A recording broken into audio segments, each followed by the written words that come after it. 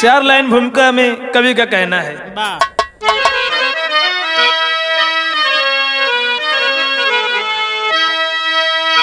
कोई कहता है इंसान बलवान होता है, कोई वक्त को श्रेष्ठ जग में बतलाए, वक्त के जाल में फंस कर रोता जमाना, आज तक ना कोई वक्त से पार पाए। हुई चिंता दशानन को गहरी सुनो, सुनी लंका हुई जब बुझी कुल की बाती, मर्द होता बहादुरी वही जंग में, जो हिला दे हिमालय के खंजर से छाती।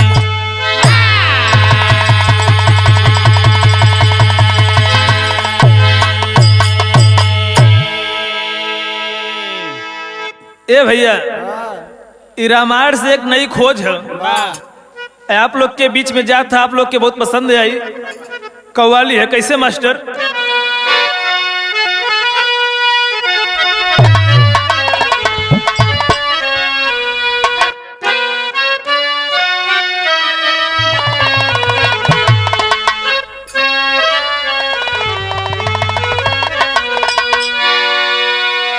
हर मारता है आदमी,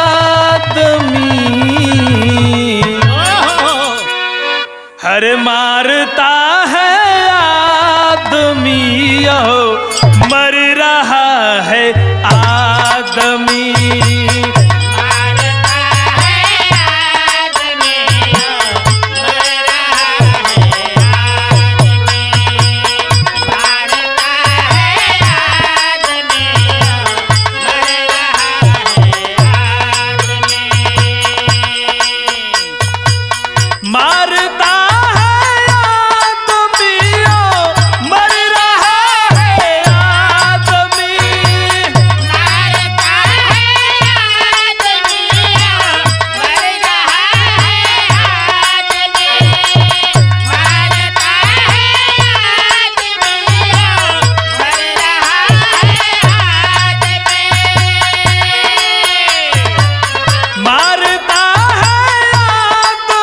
जल रहा है आदमी, आदमी को देख करके जल रहा है आदमी, आदमी को देख करके जल रहा है आदमी।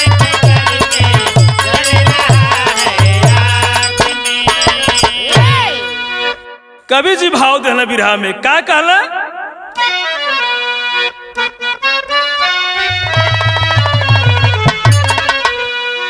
अरे है वही औलाद सच्चा, अरे है वही औलाद सच्चा, वक्त पर आए जो काम।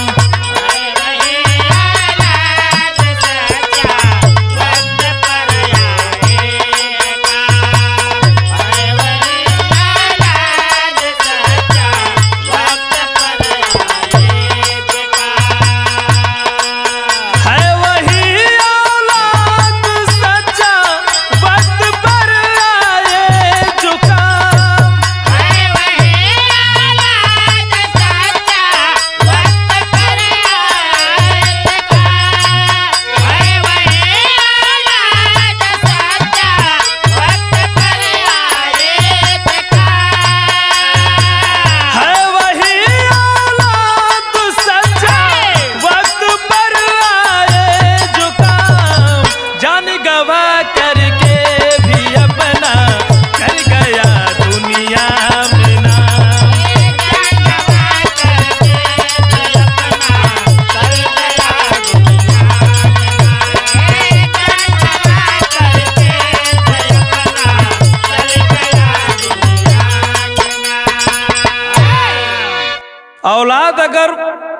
मर्यादा रख दे वह सही है। अगर औलाद औलाद लायक ना है तो औलाद न रहला बढ़िया बा।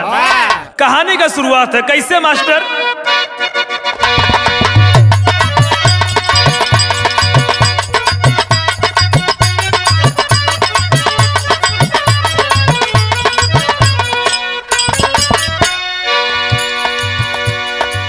दिशाएं दशानन के भैंस का पकड़ती थी, दिशाएं दशानन के भैंस का पकड़ती थी, पापी के पाप से दबी हुई धरती थी।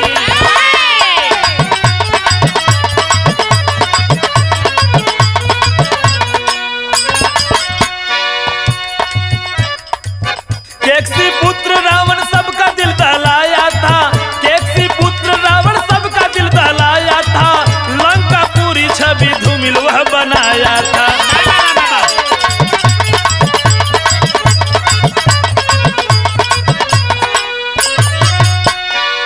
वरुण में इंद्रदेव सभी के दिन दूर हुए, कुंवर पवन देखो रावण के अधीन हुए।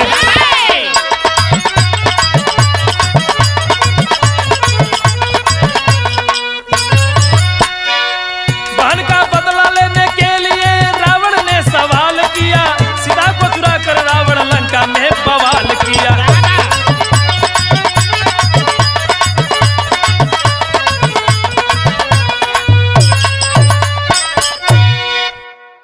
ए भैया बात के समझ लिहन। बात वो समय के मिलल जौने समय भगवान पुरुषोत्तम श्री रामचंद्र जी और लक्ष्मण जी और सीता माता वन में लोग टहरत रहल और सुपरखा का नाक जब कट गए, रावण देखले कि ऐसा कुकर्मी ऐसा काम कौन किया और सीता माता के चुरा लिया। वो समय जब लड़ाई छिड़ल, लड़ाई के मैदान में पूरी लंका नगरी विध्वंस हो गई। एक लोग लड़ाई खातिर बचल ना हुए, लेकिन एक लाइन गीत है।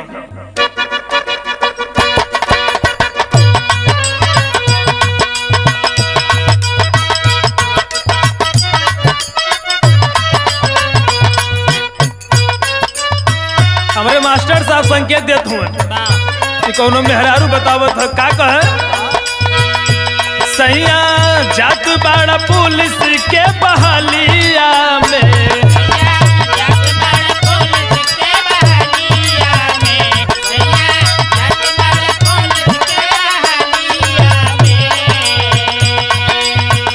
सैया जात बाड़ा पुलिस के बहालिया में, कुछ लिहले अइहा, कुछ लिहले अइहा, लाल की रुमालिया में, कुछ लिहले अइहा।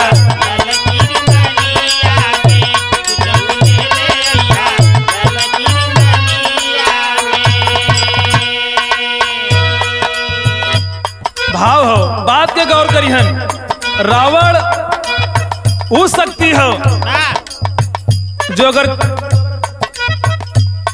आवाज से गरज से धरती कांप जाती थी, लेकिन आज ऐसा समय आयल पूरी लंका नगरी विध्वंस हो गई। एक लोग युद्ध के मैदान में ना दिखात हुवन। कवि जी के लिखे के पड़ल, का लिखे के पड़ल। रामा लखन मिटावे दुश्मनावा के, रामा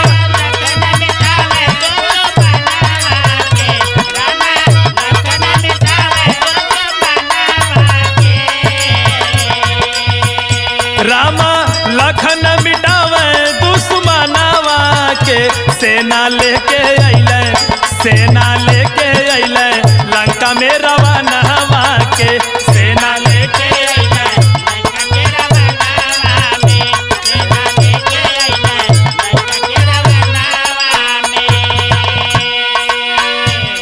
सेना सजा के भगवान पुरुषोत्तम श्री रामचंद्र जी लंका के तरफ चढ़ाई कैले हुए, लेकिन भइल का राम के समनवा हिल रावण के टंगरिया,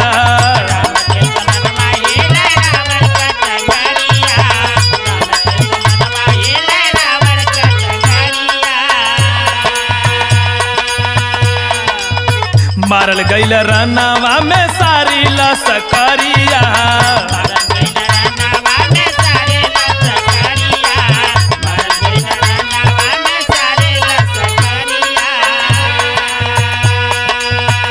कोई लड़वैया नहीं बचल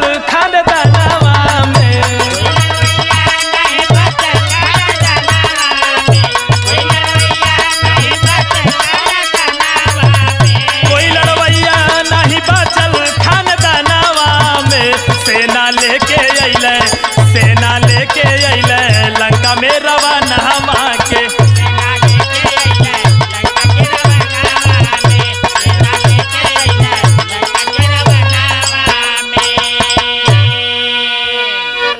लड़ाई के मैदान से रावण पिछड़ गई, हट गई।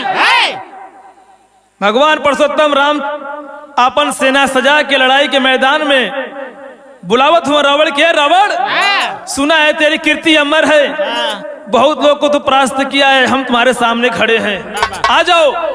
लेकिन कोई के न रहने के कारण रावण आज पीछे की तरफ घूम गई और जाके अपने सिंहासन पर बैठ के रोवत ह। सोचत बा कि साला एक दिन हमारा ऐसा पावर रहल या ऐसा हमार शक्ति रहल कि हमारे यहाँ देवता लोग पानी भरत रहल, लेकिन आज ऐसा परिस्थिति आयल कि हमार कोई साथ देवे वाला ना हो। यह सोच के रोवत ह। तब तक का भइल, भविष्य का पुत्र, भविष्य का पुत्र तरुणी से न बलकारिया,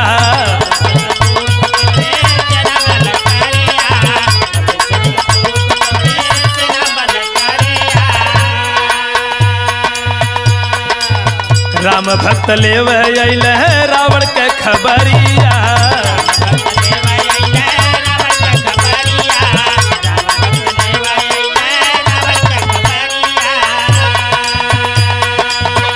लंका लगे श्मशान बलि बनवा के,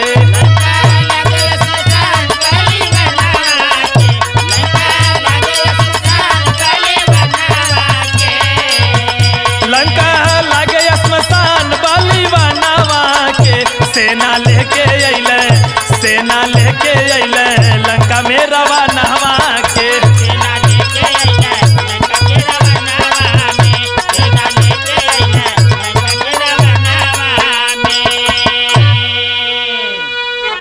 राम का सेना आयल, देखा कि अच्छा देखल जा लंका नगरी के अंदर में कोई बा कि ना। पूरा भ्रमण कैला लेकिन एक भी लंका नगरी में आदमी दिखाई ना दे जो कि ऐलान के कबूल करे कि हाँ आओ हम लड़ने के लिए तैयार हैं। रावण अपने सिंहासन में बैठ के ये सोचत बा और रोवत बा। तब तक भइल का एक लाइन गीत है मास्टर,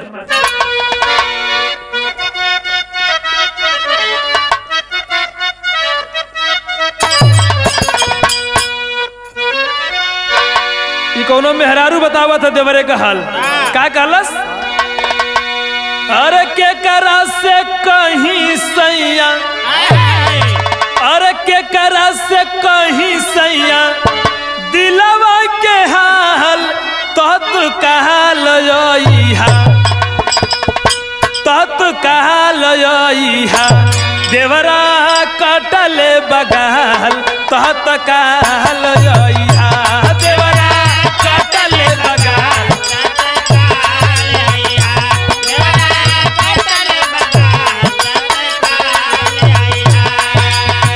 के करा से कहीं सैया, के करा से कहीं सैया दिलवा के हाल, तत कहल यहा, तत कहल यहा देवरा कटले बगाल, तत कहल यहा।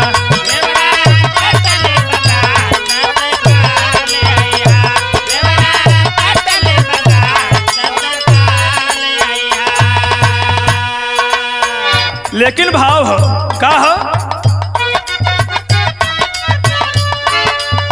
करी के प्रणाम पूछे,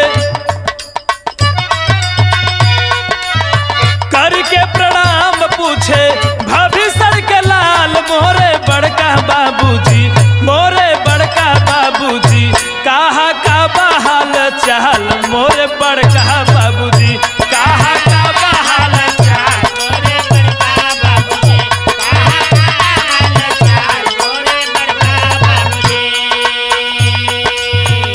राज दरबार में भविष्य का पुत्र तरुणी सेन, उम्र तो बहुत ज्यादा ना हो लेकिन पहुंचल देखले रे पूरा लंका नगरी सुनसान हो।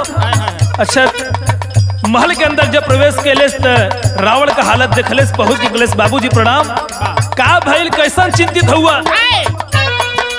रावण बोलत ना हो, वो समय तरुणी सेन का कहलस, चिंता का कारण अपने हमें बतलावा।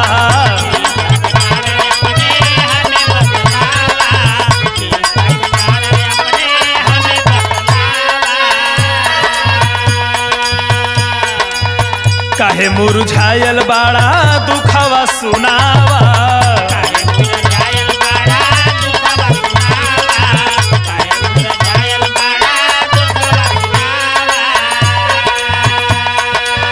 अब्बो से दूर करा, अब्बो से दूर करा दिल का मलाल मोरे बड़का बाबूजी, मोरे बड़का बाबूजी कहा का बहाल चाल मोरे बड़का बाबूजी।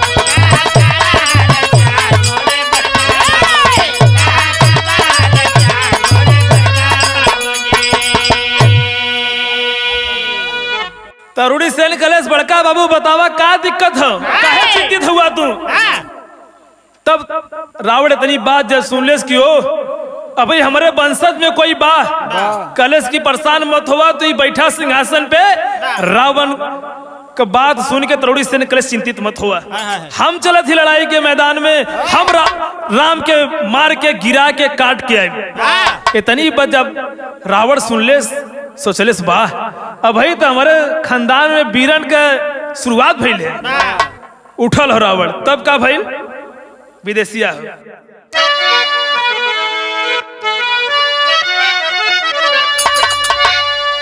आंख में फिर भी आंसू हो, सोचत हो का कहत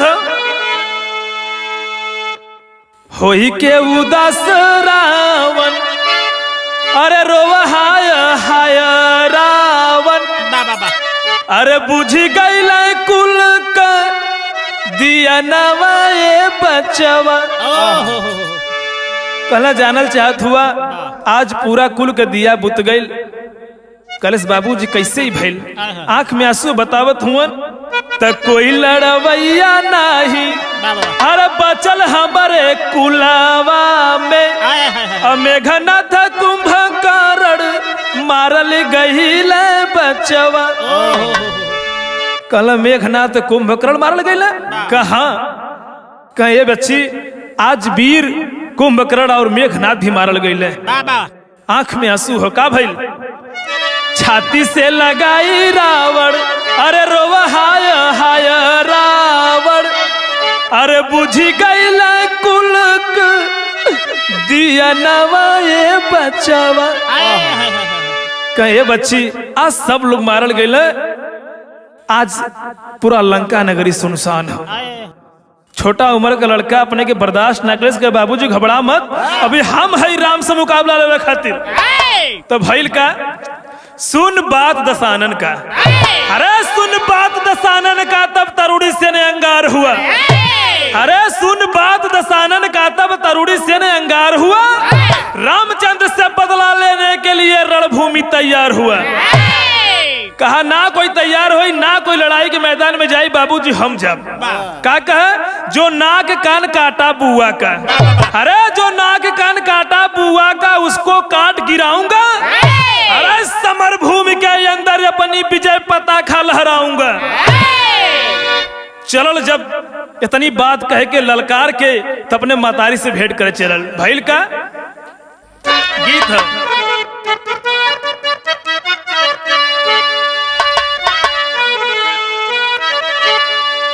कुकुहू कुमुर्गा बोले, अरे कुकुहू कुमुर्गा बोले छोड़ दी कलाई, छोड़ दी कलाई, अब कलस्त्रियाइल बानी भोर भइल जाई, भोर भइल जाई।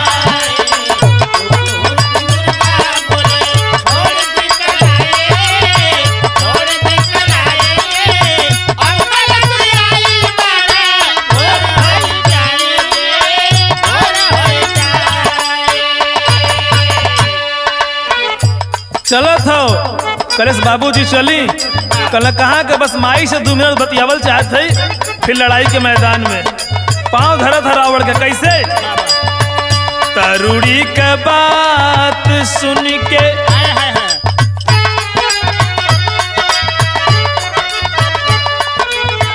तरुड़ी के बात सुन के रावण हार साई, रावण हार साई, छतिया से अपने लिहल लाल के लगाई, लाल के लगाई।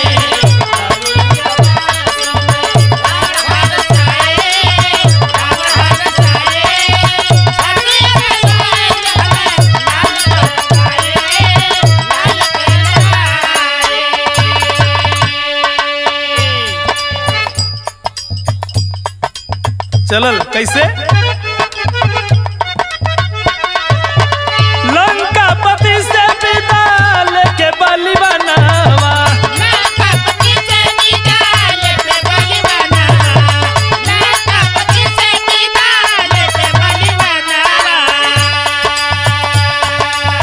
भविष्य के लाल आई गईले भवनवा, भविष्य के लाल आए गईले भवनवा, भविष्य के लाल आए गईले भवनवा। माई के पाँव छू के, माई के पाँव छू के कह दुखदाई, कह दुखदाई, छतिया से अपने लिहल लाल के लगाई, लाल के लगाई। आई दुकान कहे दुखदाए, कहे दुखदाए, छतिया के लाल हरे लाल के लगाए, लाल के लगाए। रावण कितनी बात सुनलस, कलश की बाबू जब परेशान मत हुआ, लड़ाई के मैदान में हम चलब, आशीर्वाद हमके दा। पैर पकड़ के निकलल हुन अपने माई के पास अइले, माई के पैर पकड़लस तरुड़ी से। माई कहली बच्ची बैठा, बात विचार होखे लागल, लेकिन भइल का तेरी बा।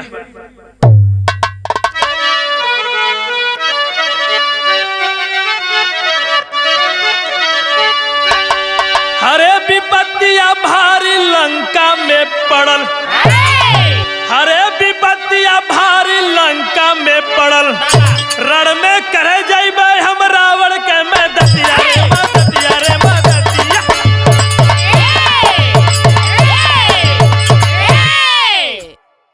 विपत्तिया भारी लंका में पड़ल, रण में करे जाइबे हम रावण के मदतिया। मातारी से बात विचार कर तो कलश माई आज विपत का घड़ी आई ले बाबूजी के ऊपर, तो चल के हम लड़ाई लड़ब। इतनी बात कहले मातारी समझाओ थी ना बच्ची का करल चाहत हुआ तू, लेकिन भइल का एक लाइन गीत बा। अरे सुना सुना भैया हमारो या मौलावा होना,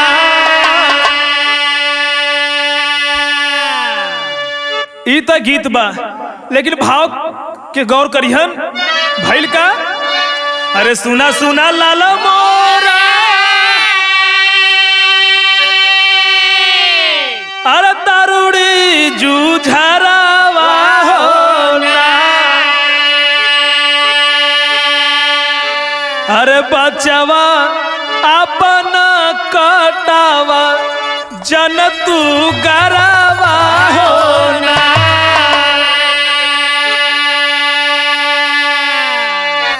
समझावत मतारी के बेटा बात मान जा, ऐसा काम मत करा, सारी लंका नगरी विध्वंस हो गई, तू का करबा के समझावत है। लेकिन का भइल? अरे तोहरे पिताजी के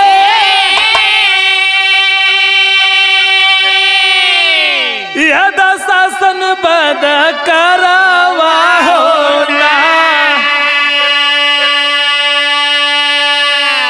अरे बचवा घर से भागवल मारथा पड़ावा होना।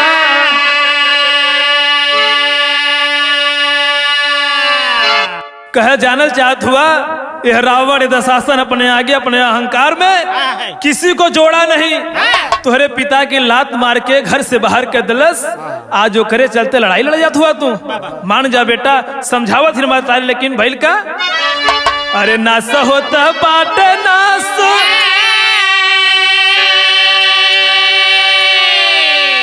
अरे हो दखन दनावा हो ना,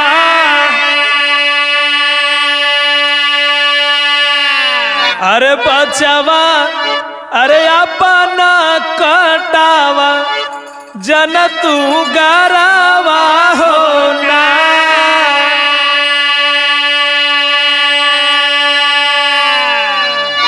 कह ना सोथो ना सोएदा बेटा, लेकिन ऐसा काम मत करा, लेकिन माना नहीं। भैल का गीत बा,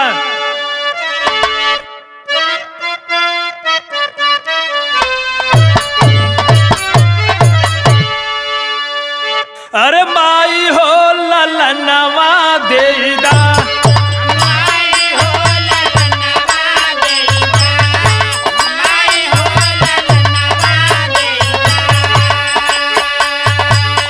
बहिनी हो पिरनवा देदा,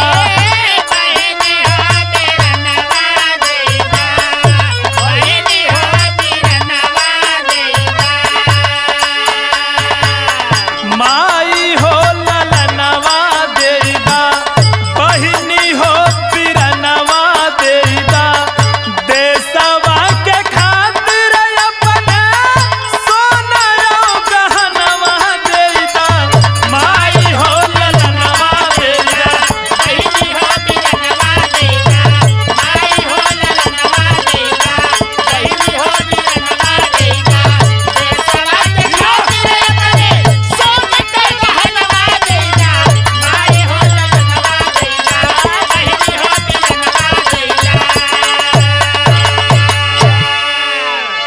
लड़ाई के मैदान में तरुणी सेन तैयारी बना के चलल हो। कैसे? अरे राम के समनवा तरुणी,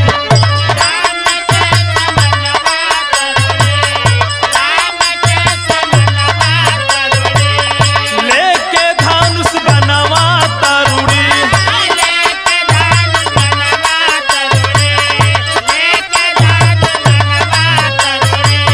राम के समनवा तरुणी, लेके धानुष बनवा तरुणी, गरजा उड़ावत अइला जंग मायतनवा तरुणी, राम के समनवा तरुणी,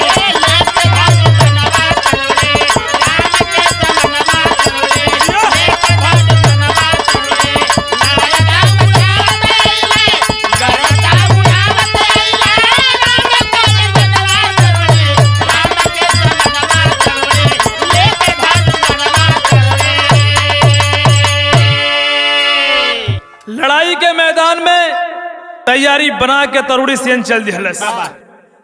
भैल का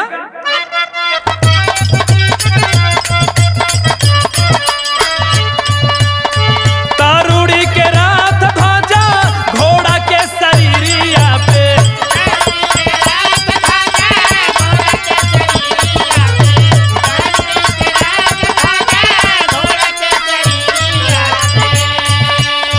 राम नाम लिखल रहल, राम नाम लिखल रहल, तरकसिया उरी तीरिया पे,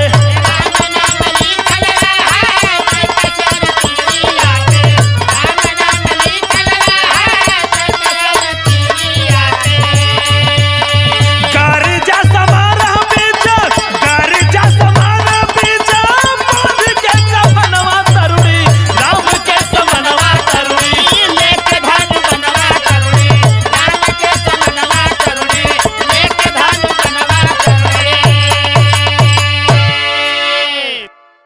लड़ाई के मैदान में तरुणी सेन पहुंच के घोड़ा रथ झंडा जो भी रहल सब राम के नाम से रहल। बानरी सेना एक तरफ तैयार है, भगवान पुरुषोत्तम राम बैठल हुवन, सैनिक सजा के जहां जितनी भी चीज रहल सब राम राम के नाम से लिखवा दिहल। सब लोग बैठल बाड़न, बानरी सेना बैठल बा, भगवान पुरुषोत्तम नाम सोचने अरे यार ये लंका नगरी से हमार भक्त के आवत है। भगवान अचरज में हुआ, परेशान हुआ, लेकिन पापट में लिखा पड़ल कवि जी के का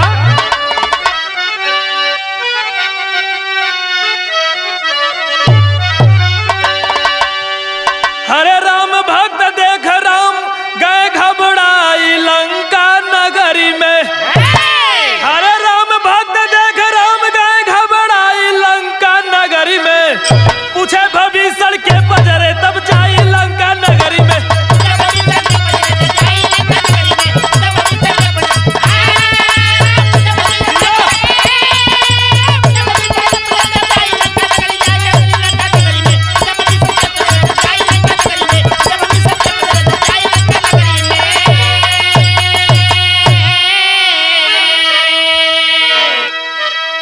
भगवान पुरुषोत्तम राम अचरज में हमें कह रहे यार ये लंका नगरी से हमार भक्त की आवत है।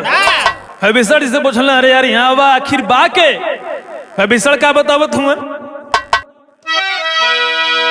तो भेद छिपाए विभीषण जी अरे कुल का मोर तारा नवा हो प्रभु के हाथे हो जाई है जब बेटवा के बाधा नवा हो अरे कहा प्रभु करा लड़ाई लंका नगरी में अरे राक्षस हुआ माया रूप बनाई लंका नगरी में।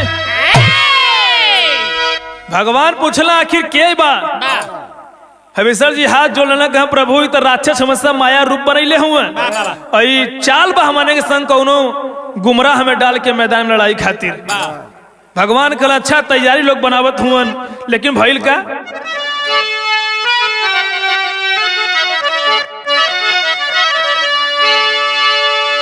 अरे विभीषण का राम सुन के बहु भारनी बचनिया अरे भगत गए अपने ना कैल पहचान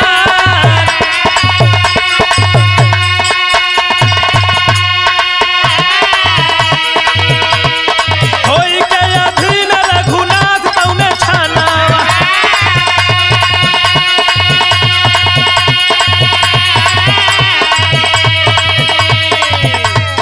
लगल पठावल छमन के उस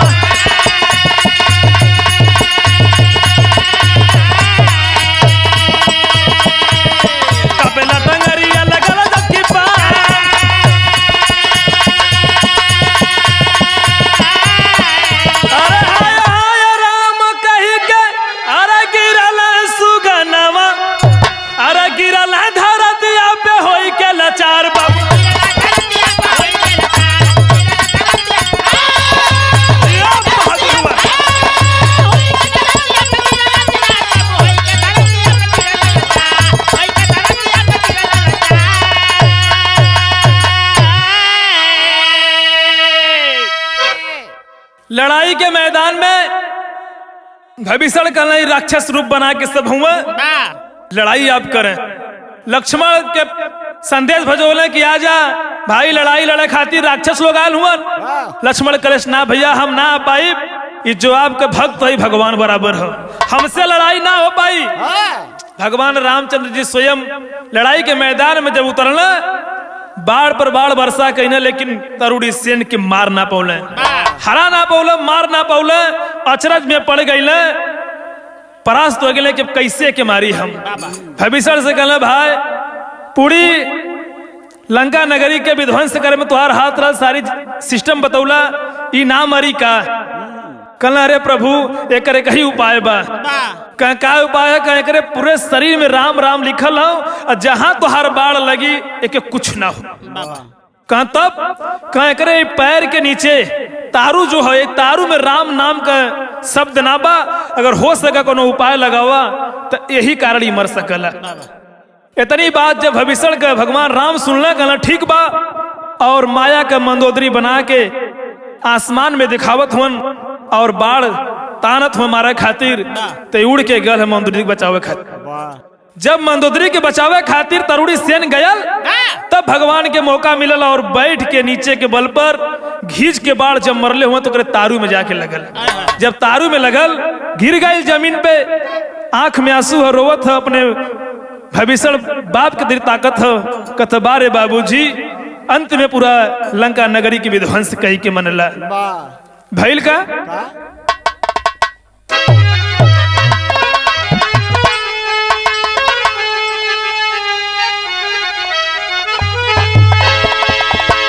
अरे बेटा के देख भविष्य के, अरे घायल बा मनवा, दक्षाई दुखवा का बदरिया व्याकुल बा मनवा।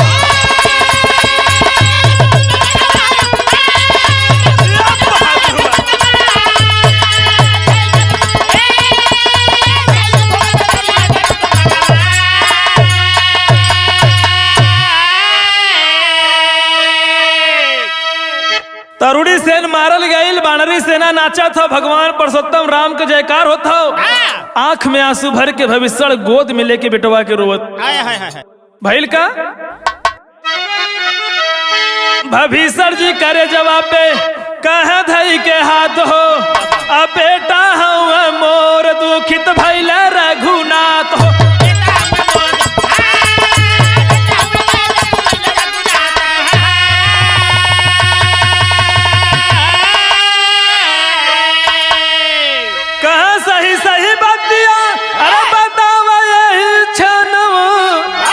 छाई दुखवा का बदरिया व्याकुल बा मनवा।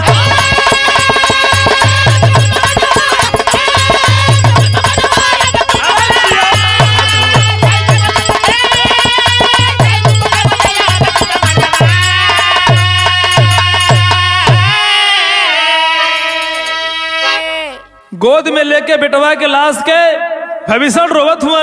भगवान के जब निगाह पड़ल जाके कंधा पर हाथ भी लगल, काहे रोवत हुआ, का कारण हो? कहा प्रभु आज अपने खानदान के एक चिराग और बुझा दिली। आंख में आंसू, भगवान मायूस हो गई ना, बिरहा के समाप्ति भइल। घराने के परिचय कैसे गुरु बिहारी, गुरु गणेश, गुरु रामलाल मोरबा का स्वर्ग बसे चंद्रिका